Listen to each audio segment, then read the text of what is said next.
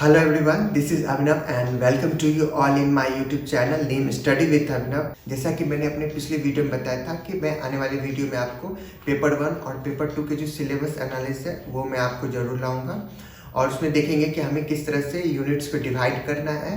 Easy units पहले करना है, उसके बाद थोड़ी सी डिफ़िकल्ट, उसके बाद जो कि ज़्यादा डिफ़िकल्ट है जिसमें हमें रोट लर्निंग करनी होगी उसको करना है, और कौन कौन सी चीज़ें हैं जो हमें डेली बेसिस पे करना है। तो स्टार्ट करते हैं आज का वीडियो। तो सबसे पहले इसमें आपको मैंने बताया था कि आपको इसे एक फिजिकल फॉर्मेट में यूजीसी का जो सिलेबस है उसे एक फिजिकल फॉर्मेट में लाना है। तो या इसी तरह से आपको एक प्रिंट आउट निकाल लेना है, जैसे आप देख सकते हैं यहाँ पे ये कॉमर्स का है जिसका कोड आपको 08 है, या इसकी तरह से इसी तरह से आपको ये सारे प्रिंट निकालना है। और मैंने बताया था आपको कि आपको एक साइड प्रिंट करना है और एक साइड ब्लैंक रखना है। देख रहे हैं यहाँ पे एक साइड ब्लैंक है।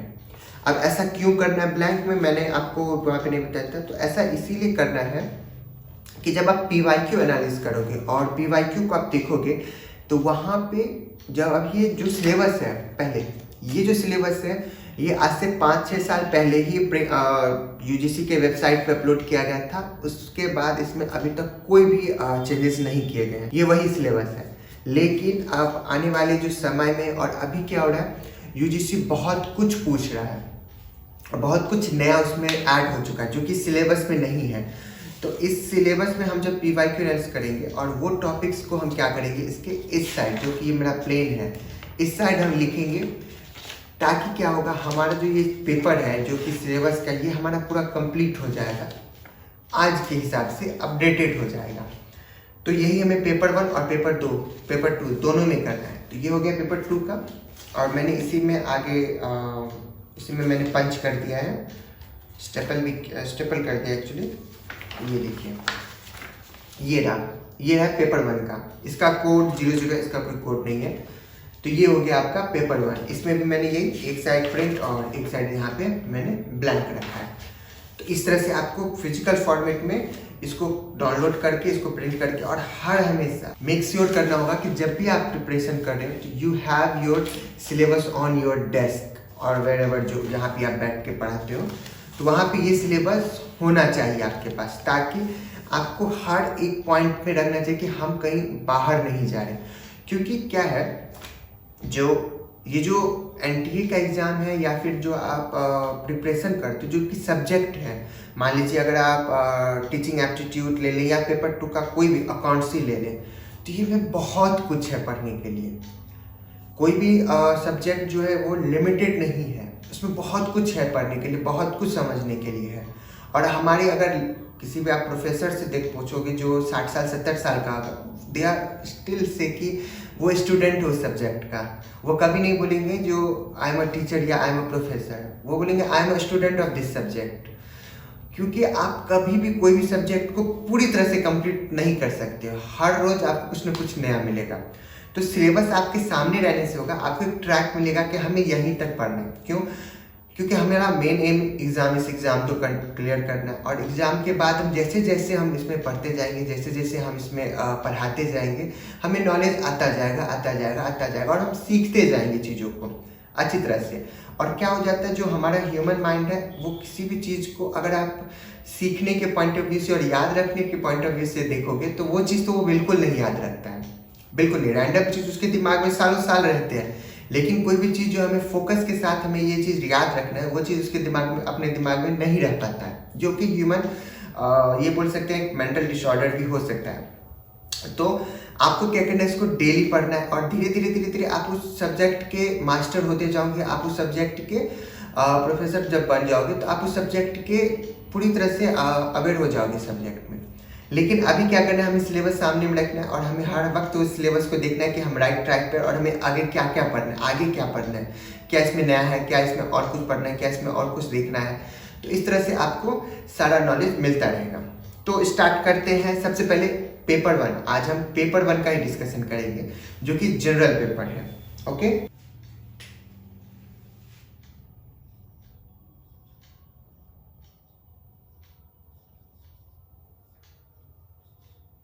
जो कि हमारा है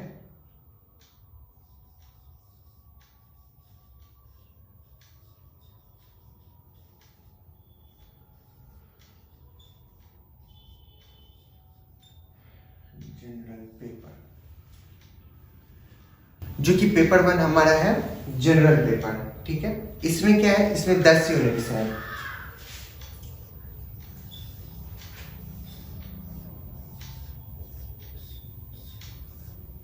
ये 10 यूनिट का पूरा एक पैकेज है, 10 यूनिट। अब ये 10 यूनिट कौन कौन से हैं वो देख लेते हैं। अच्छा, ये 10 यूनिट जो मैं यहाँ पे लिख रहा हूँ, मैं इसको 3 भागों में डिवाइड करता हूँ। पहला हमारा जो रहेगा वो रहेगा थ्योरेटिकल,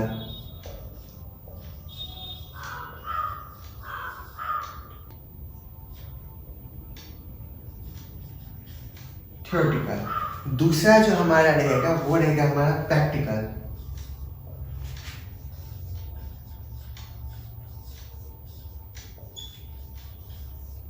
और तीसरा जो कि हम अगर इसको देखें तो ये हमारा रहेगा स्किल बेस्ड।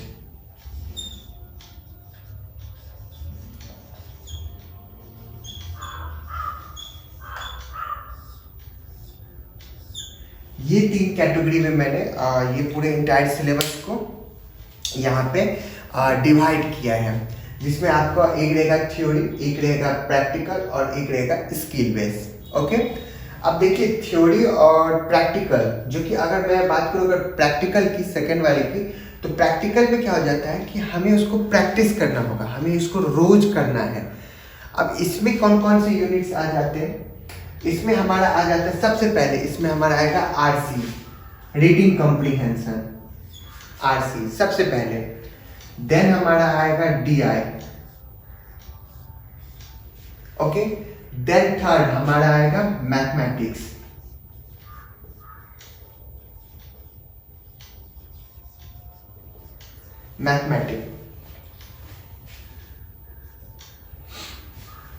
ये 3 यूनिट्स।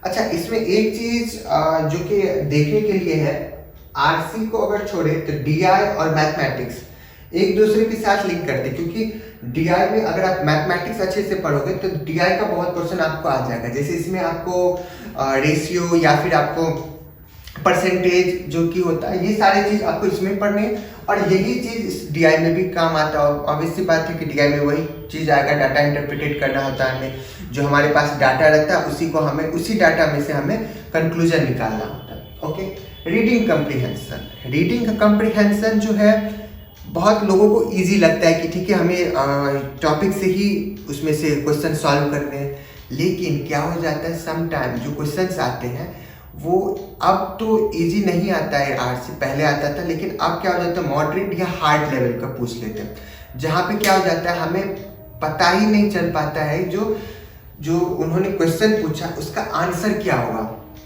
क्योंकि वो इस तरह से क्वेश्चन पूछते हैं जो कि आपको पूरा आर्ट से आप 4 बार भी पढ़ लो तो आपको समझ में नहीं आएगा कि ये क्वेश्चन पूछा कहाँ से है। तो क्या हो जाता है इस तरह से हमें क्या प्रैक्टिस करना होगा, हमें रीडिंग कॉम्प्रिहेंशन मतलब क्या, हमें अपने रीडिंग की जो हैबिट है, जो हमें वो पैराग्राफ से जो पैसेज से जो हमें समझना होगा कि उसमें एक एक चीज को, एक एक पॉइंट को हमें अपनी रीडिंग हैबिट बनानी होगी। रोज मॉर्निंग में आप अगर जब भी आप उठो 7-8 बजे, जब आप उठ रहे हो 6-5 बजे, जब भी उठ रहे हो तो आपको करना है क्या, एक आरसी एक डीआई हर रोज करना है डेली बेसिस पे, कि कुछ भी नहीं, एक आरसी करेंगे और एक डीआई करेंगे। वैसे आपको इस चैनल पे मैं कोशिश करूंगा जाने की, लेकिन आपको यूट्यूब पे या फिर अदर प्लेटफॉर्म पे बहुत सारे आरसी मिल जाएंगे। अगर आपने कोई भी अगर बुक अगर लिया होगा, पेपर 1 का भी बुक अगर लिया होगा कॉम्बो वाला, या जो मेरा आपने वीडियो नहीं देखा है तो आप वहाँ पे वीडियो भी देख सकते हैं जिसमें मैंने बुक डिस्कशन किया है। तो उस टाइप से आपने अगर कोई बुक लिया होगा तो उसमें भी आपको आरसी 20-25-30 आरसी आपको आराम से मिल जाएंगे। तो वो आरसी आप रोज एक करें, रोज करना है एक आरसी और एक डीआई भी रोज करना है, तभी हमें क्या होगा प्रैक्टिस। मैथमेटिक्स तो प्रैक्टिस ऑब्वियस सी बात है हमें रोज करना ही होगा, तभी हम उसमें क्या होगा स्पीड आएगा। हमें डीआई इसीलिए रोज करना है जो हमें वो स्पीड में हमें वो कैलकुलेट करना, क्योंकि यहाँ पे ट्रिक्स भी लगते हैं डीआई में। अगर ट्रिक्स आपको आती है तो आप बहुत जल्दी और बहुत आराम से डीआई को सॉल्व करेंगे। डीआई ज़्यादा हार्ड नहीं पूछता, लेकिन हाँ डीआई में कुछ पोर्शन में हमें कैलकुलेशन में थोड़ा टाइम लग सकता है। तो डेली प्रैक्टिस से हमारा क्या होगा, वो टाइम रिड्यूस हो जाएगा। तो ये हो गया हमारे total practical aspects. Okay, then अब स्किल बेस्ड क्वेश्चन को हम पहले देख लेते हैं, थ्योरेटिकल हम बाद में देखेंगे। स्किल में क्या क्या करना है।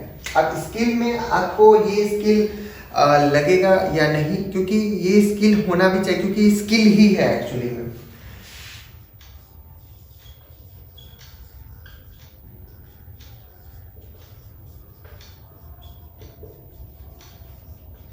टीचिंग एप्टीट्यूड पहला, सेकेंड रिसर्च एप्टीट्यूड,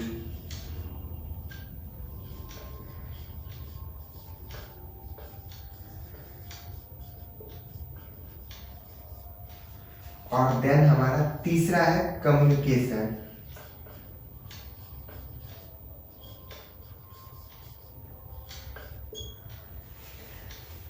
अच्छा, कुछ लोग इसमें बोलेंगे सर इसी स्किल बेस में क्या, इसमें तो थ्योरी पढ़ना होगा हमें। यस, इसमें थ्योरी ही पढ़ना है, लेकिन टीचिंग, रिसर्च और कम्युनिकेशन ये सारे स्किल बेस हैं। क्यों? अगर आप इस एग्जाम के लिए प्रिपरेशन कर रहे हो तो आगे आपको प्रोफेसर बनना है या फिर आपको टीचर बनना है। ऑब्वियस बात है, टीचर प्रोफेसर सब एक ही है, अपग्रेडेड वर्जन बोल सकते हैं टीचर का। तो आपको टीचिंग लाइन में ही जाना है। तो you have a teaching skill होना चाहिए। टीचिंग स्किल आपको पढ़ाना आना चाहिए, बच्चे के साथ इंटरेक्ट करना आना चाहिए, आपको स्किल डेवलप करना होगा टीचिंग के। अगर रिसर्च एप्टीट्यूड, इस एग्जाम को आप देने का आपका मोटिव तो यही है जो आप आगे पीएचडी करोगे, और इससे बात है असिस्टेंट प्रोफेसर बनोगे। अब तो असिस्टेंट प्रोफेसर के लिए रिसर्च पेपर पब्लिश कराना अनिवार्य हो गया है, तो रिसर्च तो करना ही है।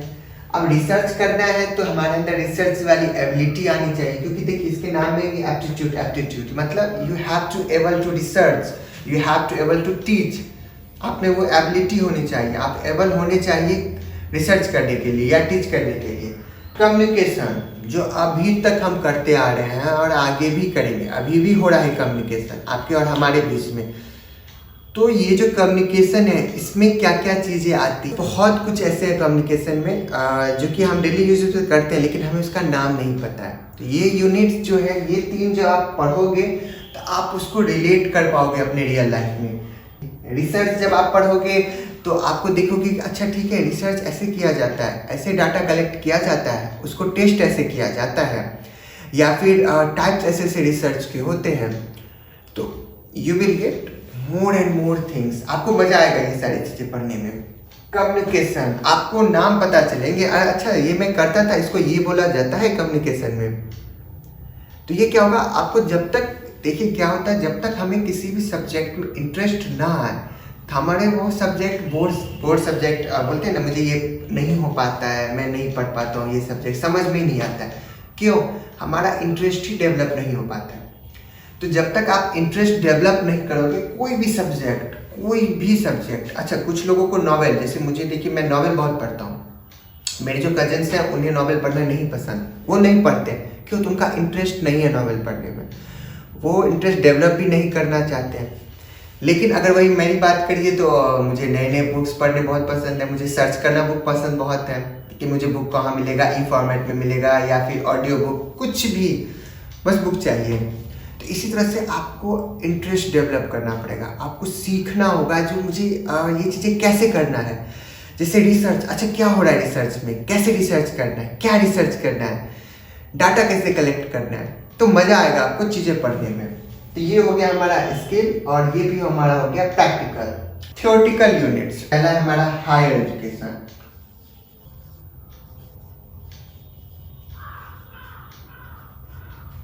देन हमारे पास आता है यहाँ पे स्पेस का तो लिख देते डायरेक्ट पीपल एनवायरनमेंट, ठीक है, 2 यूनिट। तीसरा, अच्छा वो जो तीसरा यूनिट जो है, जो मैं थ्योरी में भी लिखूंगा और यहाँ पे स्किल बेस में भी लिखूंगा।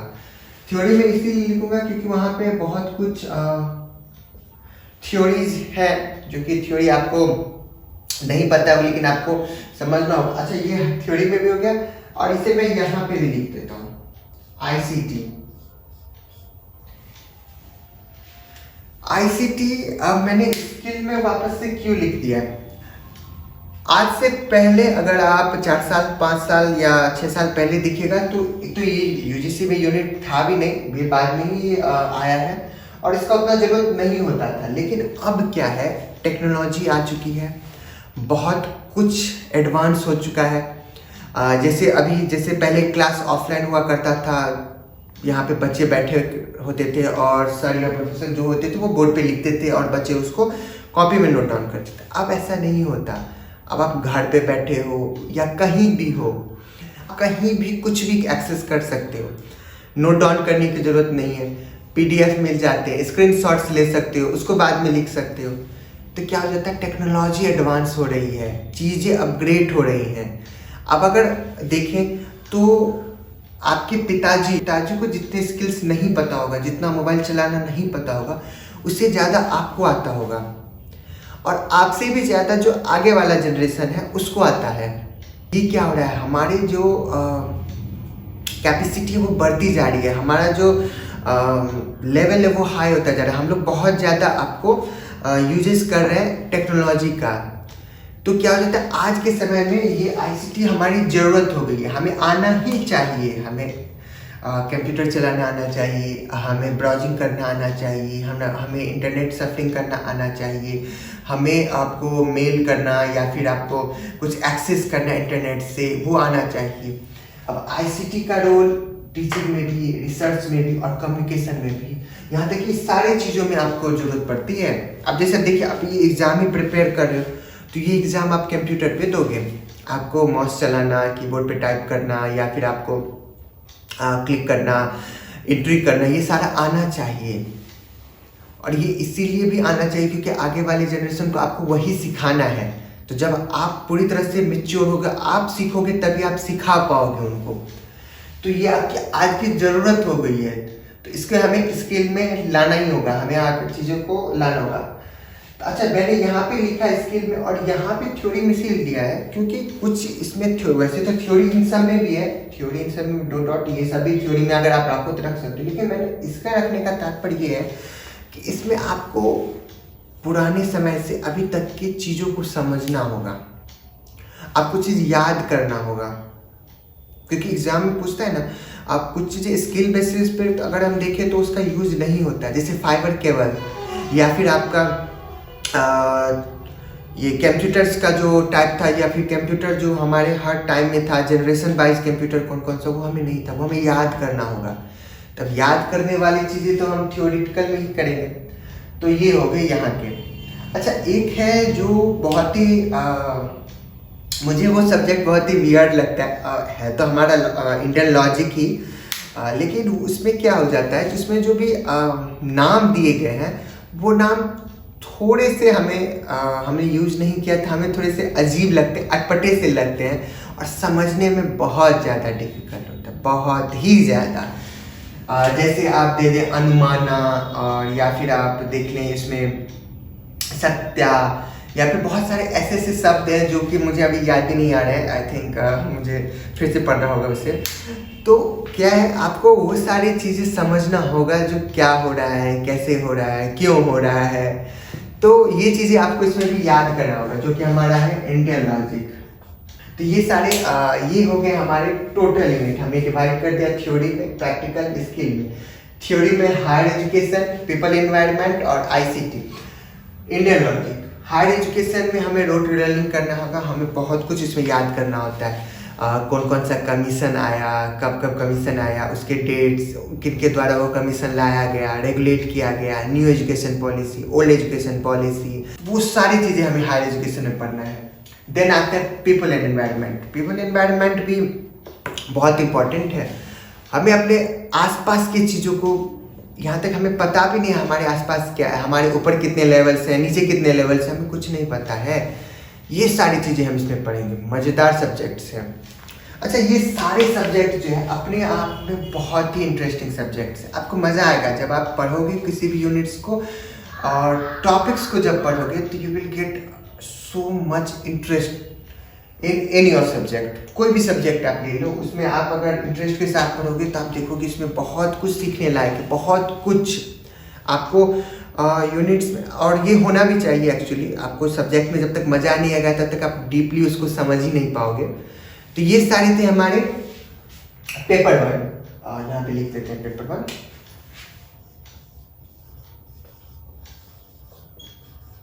पेपर 1, ये सारे थे पेपर 1 के यूनिट्स।